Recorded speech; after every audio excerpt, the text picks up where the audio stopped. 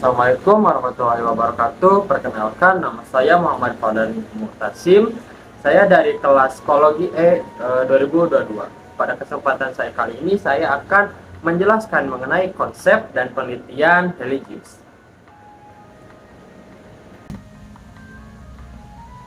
Religi berasal dari bahasa Latin religio, yang akar katanya adalah religare, yang berarti mengikat.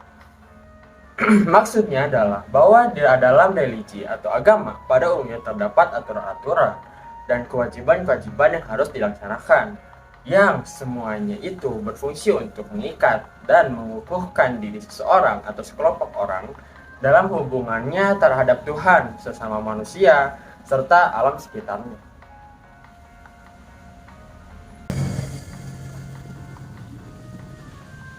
Yang pertama dari konsep religius ada konsep religius Glauckenstein. Religi atau agama bukanlah merupakan sesuatu yang tunggal, tetapi merupakan sistem yang terdiri dari beberapa aspek.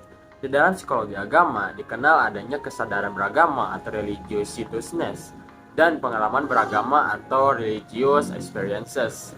Pembagian aspek-aspek religius yang cukup terperinci telah dilakukan oleh Glauckenstein. Ada 5 aspek atau dimensi dari religiusitas, yaitu sebagai berikut.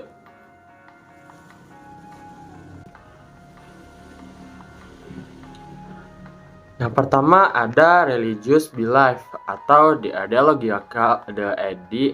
ideological dimension atau dimensi keyakinan, yaitu tingkat sejauh mana seseorang menerima hal-hal yang dogmatik dalam agamanya. Yang kedua ada religious practice atau the ritual dimension, yaitu tingkatan sejauh mana seseorang mengerjakan kewajiban-kewajiban dalam agamanya. Yang ketiga ada religious feeling atau the experiential dimension atau dimensi pengalaman dan penghayatan beragama, yaitu perasaan-perasaan atau pengalaman-pengalaman keagamaan yang pernah dialami atau dirasakan. Maaf, dilanjut ya. Lalu ada religious knowledge atau the intellectual dimension atau dimensi pengetahuan, yaitu seberapa jauh seseorang mengetahui tentang ajaran-ajaran agamanya, terutama yang ada di dalam kitab suci maupun yang lainnya.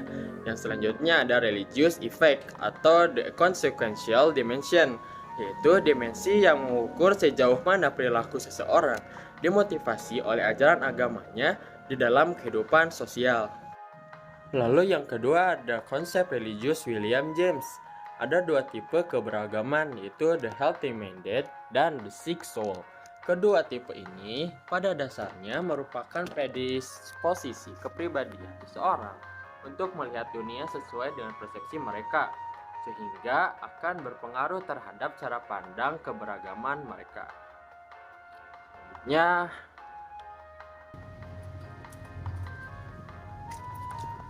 konsep selanjutnya yaitu konsep orientasi religius Gordon Allport.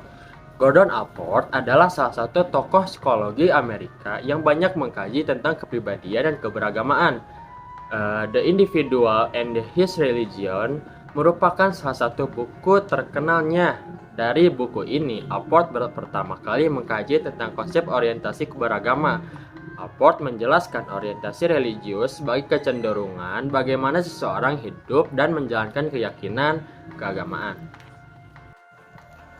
Lalu, orientasi religius menurut Allport digolongkan menjadi 2 macam, yaitu orientasi religius intrinsik dan orientasi religius ekstrinsik. Ada beberapa aspek yang membedakan antara orang yang memiliki orientasi religius intrinsik dengan orang yang memiliki orientasi religius ekstrinsik. Beberapa di antaranya yaitu ada personal vs institusional. Jadi jika ada orang Islam, maka dia akan menggolongkan dirinya kepada kelompok yang beragama Islam. Lalu ada unselfish versus selfish. Jadi dia dia menjalankan agamanya itu murni karena perintah agama, bukan karena kepentingan hidupnya.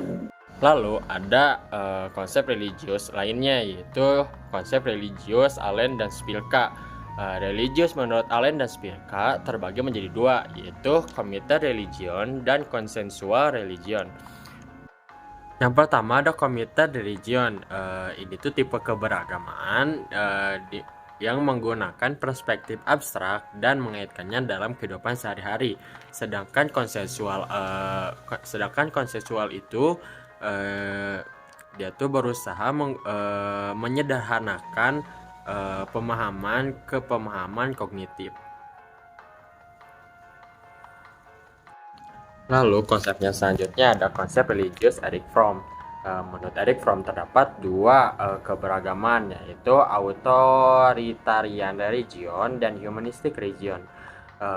Authoritarian religion itu jadi dia tuh berfokus atau tertekan oleh kepatuhan terhadap yang lebih tinggi, sedangkan humanistik itu keberagaman yang datang dari diri sendiri, mengaktualisasi diri sendiri.